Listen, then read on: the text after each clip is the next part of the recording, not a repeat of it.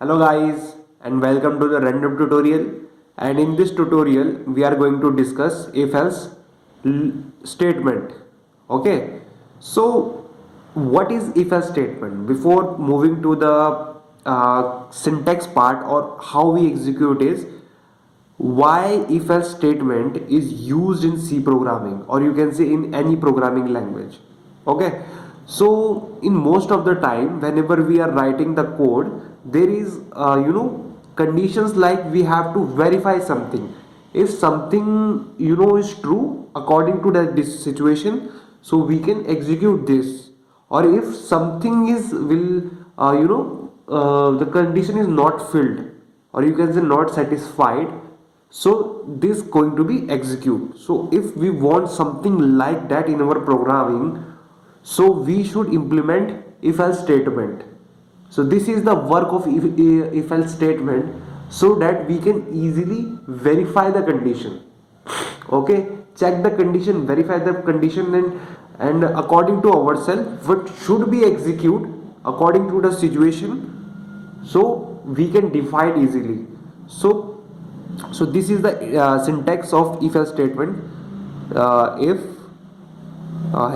there will be a statement, and then here will be the execute part of if statement. And if statement is not true, as we know that in programming, one is going to define true and zero will define not true. Okay, so as the programming perspective, or you can say computer perspective, so let me take the example. If in this program we having int x is equals to 20, so 20 value which is stored in x variable. So we have used the if else statement here. So x having a value of 20, and here is a condition: if bracket x is equals to 20. That means the condition here is the if will check is either x is equals to 20 or not.